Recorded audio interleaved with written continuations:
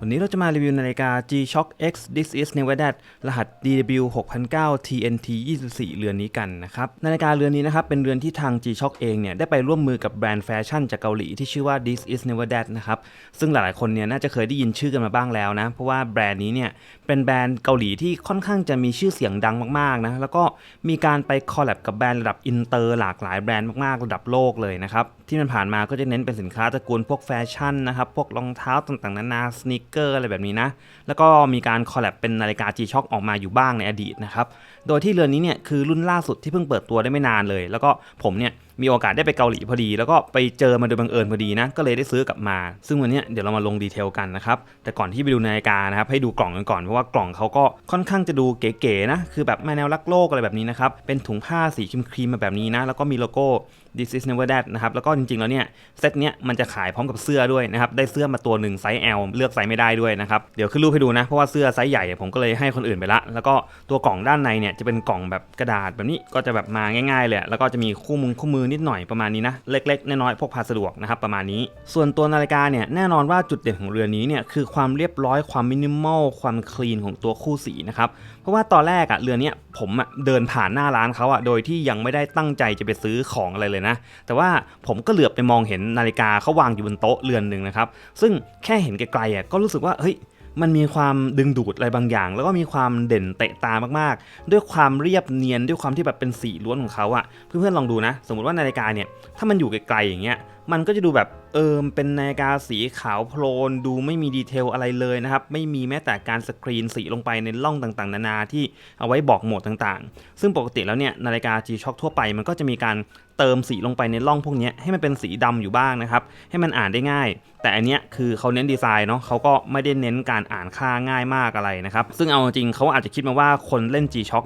ก็พอจะรู้อยู่แล้วล่ะว่าการใช้งานทั่วๆไปปุ่มมันอยู่ตรงไหนปุ่มโหมดมันก็ต้องอยู่ซ้ายล่างและยิ่งถ้าเกิดเป็นรุ่น DW 6009 แบบตัวนี้เนี่ยก็ยิ่งแบบเป็นรุ่นฮิตมากๆที่คนรู้จักกันเยอะอยู่แล้วนะครับดังนั้นเขาก็เลยตัดดีเทลออกไปเลยนะตรงนี้ไม่ใส่ละนะครับไม่มีการถมสีลงไปเป็นแค่ร่องให้เราเห็นบางๆเท่านั้นดังนั้นเวลามองไกลๆเนี่ยมันจะดูคลีนมากเลยนะครับแล้วก็สีของเรือนนี้เนี่ยเป็นสีที่ออกแนวออฟไวท์เลยนะไม่ใช่ขาวธรรมชาตินะถ้าเกิดขาวเนี่ยมันจะเป็นเฉดประมาณแบบนี้อันนี้คือจะออกแนวอมเหลืองๆนิดนึงซึ่งเฉดแบบนี้มันเป็นเฉดหนึ่งที่ผมว่ามันทำให้เราปรงกับความซีดหรือว่าความหมองมันน้อยลงนะครับคือเดิมทีคนที่ใช้นาฬิกา G-Shock มาจะรู้นะว่านาฬิกา G-Shock ถ้าเกิดเป็นคู่สีแบบขาวๆระยะยาวมันจะหมองแล้วมันจะมีความเหลืองมากๆนะครับคือจะดูเหลืองดูแบบไม่ค่อยสวยแต่อันเนี้ยมันเหมือนกับว่านาฬิกามันดีไซน์มาให้เป็นออฟไวท์ตั้งแต่แรกอยู่แล้วดังนั้นถ้าอนาคตมันจะเหลืองขึ้นอีกนิดนึงผมว่าแบบผมก็รับได้นะเพราะว่าจริงๆแล้วเนี่ยก่อนหน้านี้ผมเป็นคนที่ชอบนาฬิกาสีขาวของ G-Shock มากๆนะครับ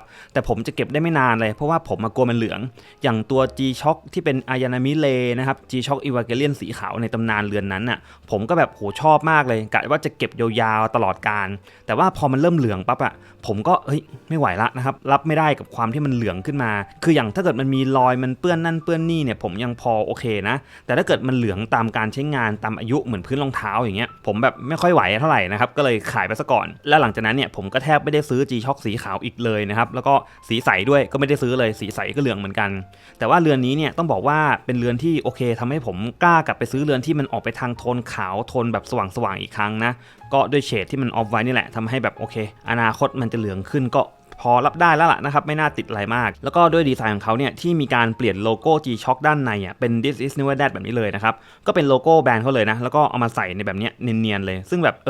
มันดูแปลกตาดีนะครับการที่เอาโลโก้ G-Shock ออกแล้วก็ใส่แบบคำใหม่ลงไปทำให้ดีเทลมันดูมีความเป็นนาฬิกาที่มันเหมือนจะไม่ใช่ G-Shock แต่สุดท้ายด้านบนก็มี G-Shock ใหญ่อยู่นะแต่ว่าเขาก็เหมือนมีความลดทอนความสำคัญของโลโก้ G-Shock ลงแล้วก็เอาโลโก้แบรนด์มาใส่ให้มันเด่นขึ้นมาแทนนะครับก็เก๋ดีนะประมาณนี้ส่วนฟังก์ชันของเรือนี้เนี่ยจริงๆมันก็DW 6009 ธรรมดานะครับอาจจะไม่ได้ลงดีเทลเยอะนะครับฟังก์ชันโดยพื้นฐานก็ดูเวลานะครับตั้งเวลาปลุกจับเวลาเดินหน้าถอยหลังนะครับแล้วก็กลับมาโหมดปกติละไม่ได้มีเวอร์ไทม์อะไรนะครับส่วนตัวช่องด้านบนเนี่ยก็เป็นช่องที่เหมือนแบบมันจะมีอินดิเคเตอร์วิ่งไปแล้วก็ค่อยๆถมตรงช่องด้านขวาไปเรื่อยๆเป็นทีละ50วิอะไรแบบนี้นะครับก็ไม่ได้ใช้งานอะไรเป็นพิเศษนะก็เหมือนแบบเป็นมูฟเมนท์ที่ทำให้รู้สึกว่าเหมือนมีเรดาร์เหมือนมีกิมมิคการนับวินาทีให้เราเห็นการเคลื่อนไหวอยู่ตลอดเวลาอะไรประมาณนั้นเองนะครับแล้วก็อีกหนึ่งจุดเด่นหนึ่งของเรือนนี้นะครับก็คือเรื่องของการเปิดไฟแบ็คไลท์นะเราสามารถกดปุ่มตรงนี้ที่เป็นตัว G นะครับแล้วหลังจากนั้นเนี่ย มันจะมีไฟขึ้นมาแล้วก็ในไฟเนี่ยมันจะมีโลโก้ This is Never Dead อยู่ด้วยนะครับอยู่ตรงกลางแบบนี้เลยก็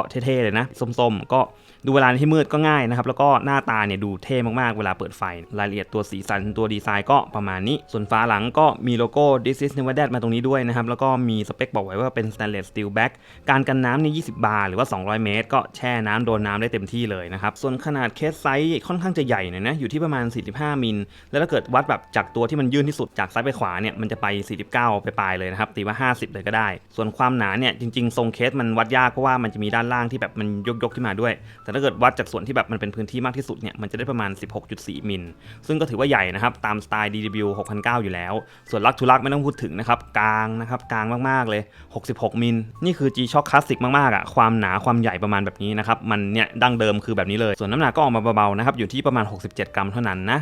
ส่วนตัวสายก็เรียบๆไม่มีดีเทลไม่มีการสกรีนอะไรเพิ่มเติมนะครับก็คือเป็นสีเดียวกับตัวเคสแล้วก็วิ่งมาเป็นออฟไวท์แบบนี้เลยนะครับแล้วก็บัคเกิลมาเรียบๆเหมือนกันไม่มีโลโก้นะครับอันนี้ก็ง่ายๆอ่ะเดี๋ยวลองใส่ให้ดูนะครับข้อมือผมเนี่ย 5.75 นิ้วหรือว่า 14.5 เซนผมเนี่ยใส่ประมาณสักรูที่2รูที่3ได้นะครับแล้วแต่ความอยากจะให้มันฟิตมากฟิตน้อยแต่ปกติผมใส่รู3ดังนั้นเนี่ยถ้าเกิดเพื่อนๆข้อมือประมาณสัก5นิ้วท่วนเนี่ยก็ยังพอใส่รูสุดท้ายได้นะแต่แน่นอนขนาดรูที่3อ่ะยังรู้สึกว่าตัวลักทูลักอ่ะมันกลางมากๆนะครับเนี่ยเพื่อนๆลองดูนะข้อมือเล็กๆแบบผมนะครับเจอกับนาฬิกาไซส์นี้ก็มีความยื่นมากๆแต่แน่นอน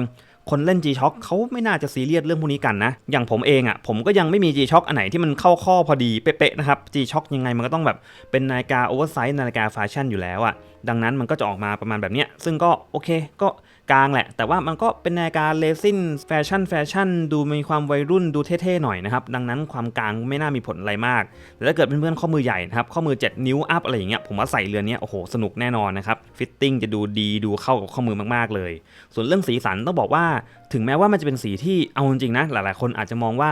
นี่คือดีไซน์แล้วใช่ไหมนะครับเพราะว่ามันเป็นการทำสีล้วนแล้วก็เอาคู่สีต่างๆออกไปให้มันคลีนที่สุดเปลี่ยนโลโก้นิดหน่อยแค่นี้เองหรอนะครับอาจจะคิดว่ามันดูเหมือนไม่มีอะไรเลยแต่ว่าแค่นี้แหละก็ทำให้แบบมันดูคลีนมันดูเรียบร้อยแล้วก็มันดูเป็นนาฬิกาที่มีความสตรีทแบบสุขุมนิดนึงอ่ะไม่ได้สตรีทที่มันดูเด่นเกินไปหรือว่ามันดูแบบใส่ยากอ่ะอันนี้คือใส่ง่ายมากๆนะครับแล้วก็คู่สีแบบออฟไวท์แบบเนี้ยมันไม่ค่อยได้เจอบน G-Shock ด้วยนะคือเอาจริงมันเหมือนจะเป็นสีที่มันดูธรรมดานะแต่ว่าสีแบบนี้มันค่อนข้างจะหายากพอสมควรเลยนะครับไม่ได้ทำกันมาบ่อยๆอ่ะแล้วก็การที่เปลี่ยนโลโก้ด้านบนเนี่ยจากเดิมปกติมันจะเป็นคำว่า Casio นะครับเปลี่ยนเป็น This is Never Dead แบบเนี้ยผมว่าแบบมันดูแปลกตามากๆอ่ะแล้วก็มันเก๋มากเป็นกิมมิคอย่างนึงที่ทำให้นาฬิกาดูพิเศษขึ้นสุดๆเลยนะครับถึงแม้ว่าจะเป็นดีเทลแค่เล็กน้อยนะแต่ว่าแค่นี้ก็เท่มากๆแล้วอ่ะสำหรับเรือนนี้นะครับส่วนราคาของเรือนนี้เนี่ยก็จากร้าน This is Never Dead ที่เกาหลีเลยนะครับราคามันจะประมาณ 190,000 กว่าวอนอ่ะประมาณเกือบ 200,000 คูณเป็นเงินไทยตกอยู่ประมาณ 5,000 กว่าบาทนะครับ 5,000 ต้นๆแถวๆนี้ซึ่งคิดว่าไม่น่าจะมีการนำเข้ามาขายในไทยอย่างเป็นทางการนะครับใครที่อยากได้ก็อาจจะต้องบินไปซื้อที่เกาหลีหรือว่าฝากเพื่อนๆที่เกาหลีอ่ะซื้อแล้วก็ส่งมาให้อะไรแบบนี้นะที่ร้าน This is Never Dead นะครับก็น่าจะเพิ่งวางขายได้ไม่นานมากเลยเพราะว่าผมเพิ่งไปดูใน IG เนี่ยเขาเพิ่งประกาศขายเดือน 7นี่เองนะถือว่าแบบบังเอิญมากนะครับคือผมไปหลังจากที่เขาประกาศแค่ไม่กี่วันเท่านั้นน่ะก็ได้เรือนนี้กลับมาอย่างโชคดีมากๆนะครับใครที่สนใจก็ลองไปตามหากันดูนะอาจจะหายากสักหน่อยแต่ว่าก็ดูคลีนดูเก๋ดูใส่ใช้งานได้เท่ๆดีเหมือนกันนะครับสำหรับรีวิวนี้ก็ประมาณนี้นะครับแล้วพบกันใหม่คลิปหน้าครับสวัสดีครับ